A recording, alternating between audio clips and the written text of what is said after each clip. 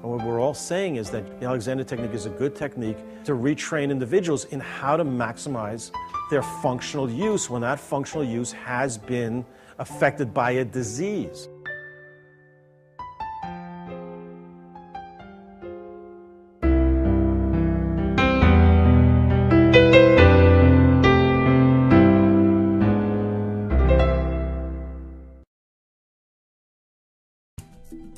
The way you sit, the way you stand and walk, the way you bend, push, pull, and lift, the way you do everything, every day, is in large part a result of habits developed over many years.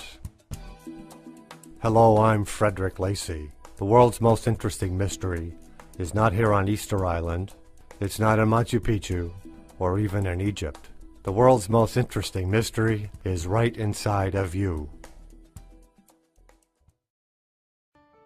As an infant, you started out with a naturally upright carriage and way of moving.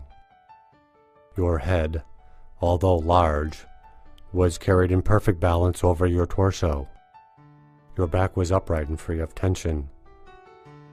Very little muscular effort was required to maintain your balance. You could sit on the floor with grace and ease. It was as if gravity didn't exist. But then, for most of us, things began to change. We sat in chairs and began to slump. Learning how to write, we hunched over our desk. Our heads were no longer balanced over our bodies.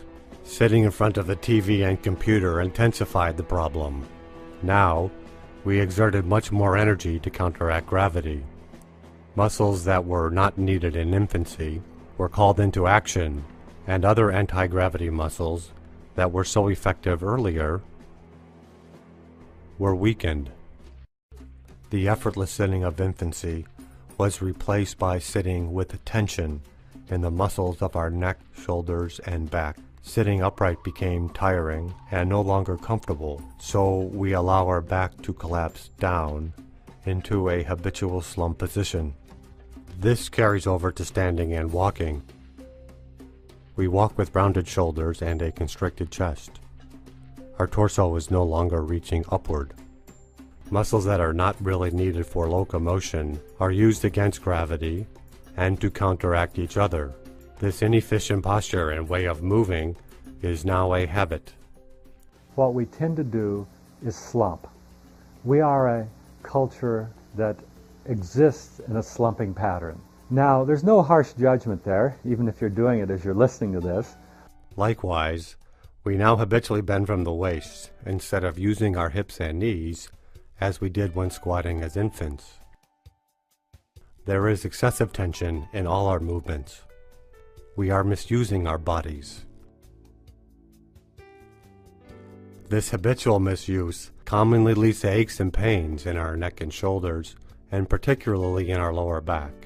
In an attempt to relieve pain, we may now stand and walk with a flattened lower back, bent slightly forward at the waist, with our head held back. Various other configurations may develop. These become habits, all of them not good. We no longer move with ease and poise. Everyday activities are tiring. We lose fluidity and suppleness, which affects every aspect of life, even our golf and tennis games. And in general, we function at a level far below our natural capacity. To make matters worse, we are completely unaware of what has happened to us. These habits are deeply ingrained and now feel normal. As young adults, we generally consider the adverse effects of our poor habits as just inconveniences. For some, however, because of muscle strain and compression forces on the spine, back pain in particular becomes a more serious problem. We seek help from doctors, chiropractors, and alternative medical practitioners. We take painkillers, muscle relaxants, herbal remedies, or a few drinks. We get adjusted, stretched, exercised, and massaged, all with varying degrees of relief. But the underlying habitual misuse is still present, and we continue to suffer. As the years roll by, more and more of us fall victim to significant ailments and disabilities. Compression in the system is not healthy.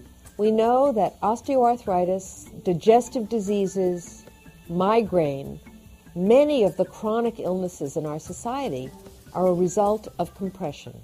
In time, the effects of many years of habitual bodily abuse catch up with most of us. Much of what we have come to expect as old age is in part due to our lifelong bad habits.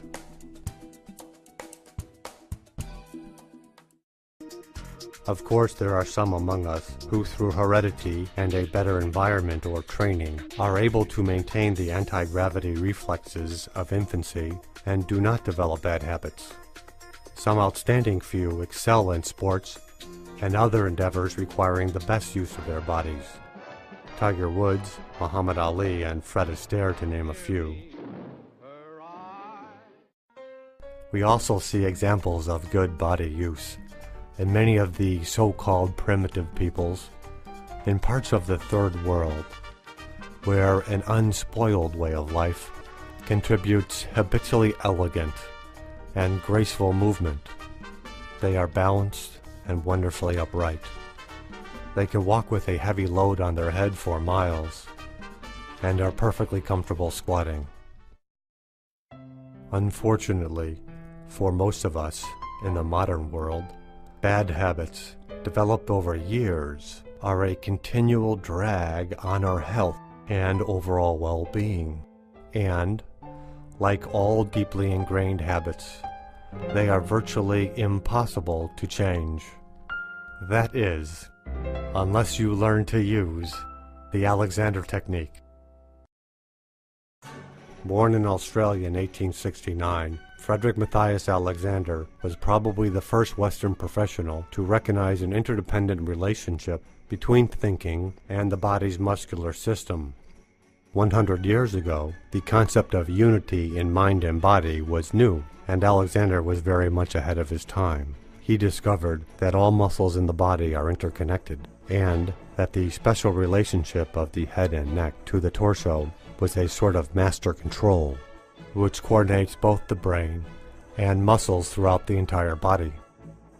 Animal studies have also confirmed this interconnectivity within the muscular system and the key importance of the head and neck in coordinating muscular activity and in allowing anti-gravity reflexes to function properly. When consciously applied, this connection reestablishes the light, upreaching, and balanced carriage of infancy while sitting, standing, and during other everyday activities. What we're hypothesizing here is that if this isn't so free to move, that your movement patterns are more difficult. Alexander moved to London in 1904, where he became well known for his technique. People with postural problems and a variety of ailments and disabilities came to him for help from all over Europe, and some even came from the United States. Very well-respected doctors, educators, and high officials came and testified as to the value of his work. Aldous Huxley, George Bernard Shaw, and many singers, dancers, and actors swore by him. Sir Charles Sherrington, a world-renowned neurologist and Nobel Prize recipient, was an ardent advocate. In 1930, Alexander started the first training course for his method, and today there are over 2,500 certified Alexander teachers worldwide. Each has successfully completed a 3-year training program at an accredited school. Alexander teachers today use his teaching methods with little modification. While the student gives his body the mental directions, the teacher gently encourages the desired movement. This influences the body to follow the student's mental directions, and it helps the student's brain connect with a new sensory perception of what is desired. This hands-on approach is used during sitting, standing, getting in and out of a chair, while lying down, and during other everyday movements. The Alexander work is not body work. It is not a therapeutic model. It's an educational model. The only reason the teacher uses his or her hands when they teach is to enable the student to learn faster. While continuing to give directions for primary control, head, neck, and torso, the student may be asked to direct a specific movement. In this way, movements can be further refined for easier and more graceful performance. My take on this at the moment is that light touch would affect a student's peripheral receptors, and we know there are many different types, the somatosensory cortex and the basal ganglia, that motor learning regions are affected just by touch. We divide the motor system into conscious and unconscious. And this light touch is affecting those unconscious areas. These sessions are designed to help the student become more aware of his body and to combine this awareness with the mental directions. Your head is moving forward and up. Your torso is lengthening and widening to follow that, which frees up the hip, knee, and ankle, and movement starts with the knee going forward. Alexander had to invent a new language in order to communicate these ideas. You'll learn about faulty sensory perception, inhibition, direction, conscious control, and endgaining. Alexander discovered that he could affect change only by actively using his mind. He called this conscious control. The secret is that the initial phase is a momentary stopping action that cancels the old patterns of poor body habits. He called this inhibition. And Alexander used the word inhibition before Freud. Doesn't mean to suppress oneself. But there's another way of looking at it. It's a biological, a neurophysiological way of defining the word inhibition. It means your ability, my ability to say no to an unnecessary pattern. Next, by using your mind only, with no direct muscular effort, you tell your body to allow itself to lengthen and widen. This is directing. When you think about moving, the parts of the brain that move you light up. When you move, the parts of the brain that move you light up. There is no difference on the MRI scan. These mental directions ask for the release and lengthening of muscles, quite the opposite of the muscular contractions used to effect change directly. This is a natural pattern for all vertebrates. Please notice the first action. The head leads the torso. The action begins with a releasing of the neck muscles, not a pushing. You can try this for yourself. So we can experiment a little bit. As you're sitting there, why don't you just, I'll do it with you, just watch me, ever so delicately. Why don't you just think of letting your head ease up right away from your shoulders, very, very easily, not trying to push it up, but gently allowing it to release away from your shoulders, and your torso follows. It's all connected. While experience has shown that a teacher is necessary to guide the student's mind-body connection, the goal is to teach the student to use the technique during all daily activities on his own. As the student's use of self improves, there is less need for the teacher. Students benefiting from Alexander lessons fall into several categories. Back pain and stiffness and associated postural changes are generally markedly improved. This is the case even when intervertebral disc degeneration and associated nerve root compression are present. The Alexander technique tends to straighten the spine, decreasing compression on the intervertebral disc and the associated inflammatory changes that occur in the adjacent nerves. Muscular imbalance and spasm are thereby relieved. Other problems, such as neck pain, hip and knee arthritis, limp and gait disturbances, frozen shoulder, and a variety of other orthopedic conditions are usually markedly improved. Tension headaches, asthma, and problems with balance and coordination generally benefit as well. On my website, there is a special video just for the performing arts, used by musicians, singers, dancers, and actors for over 100 years.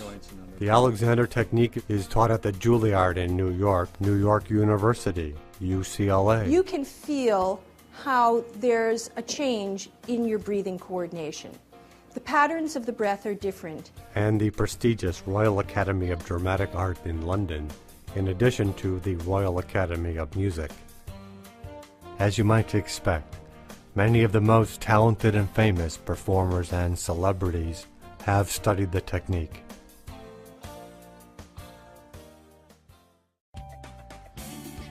Optimal use of self is of great value in all sports and athletics.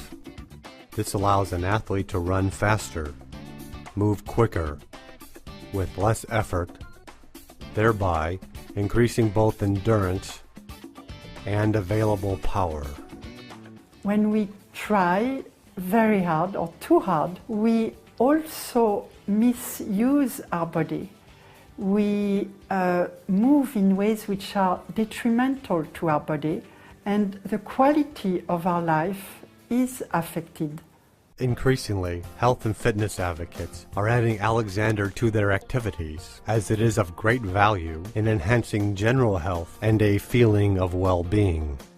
Think how much better you will look, upright and more alert, without stiffness, no more slumping and poor posture, poise and lightness in all your activities, spring in your step, and even a sparkle in your eye. The Alexander technique is a way of being in your life. It teaches you to include your whole body in everything you do. I'm 60 years old and I feel great. The beauty of the Alexander technique is that it gives us a double benefit. It can definitely help prevent the disability of old age, and it gives us a better life now, at any age. It has taken on a transformational role in my life. To feel that I'm in charge rather than victimized by the tension in my system, that I get to choose in any given moment how I feel. The Alexander technique, as far as I'm concerned, is the premier approach to learning that gives you a true understanding of mind-body awareness.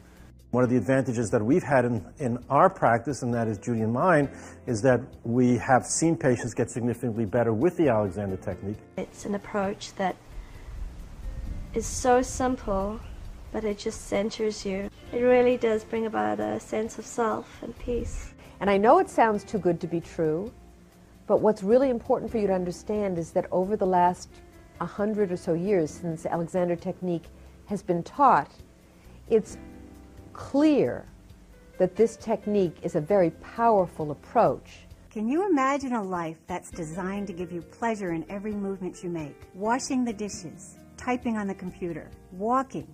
To have a life that is much freer of tension than you would imagine is a total possibility. In this presentation, we've attempted to tell you how and why habitual misuse occurs. We've described the associated poor posture, suboptimal movement and fatigue, as well as the physical ailments and disabilities that may develop because of it. We've told you about its insidious nature, that we are generally unaware of it, and importantly, that we can't change and improve without help. Alexander's story of discovery over 100 years ago is as pertinent today as ever. His technique has stood the test of time and scientific scrutiny. The technique gives us an effective method for changing bad habits, to eliminate misuse, and greatly improve our lives. We've explained how and why it works, and how it is taught. Many thousands have benefited, all over the world. Now, it's up to you. Are you ready to give it a try?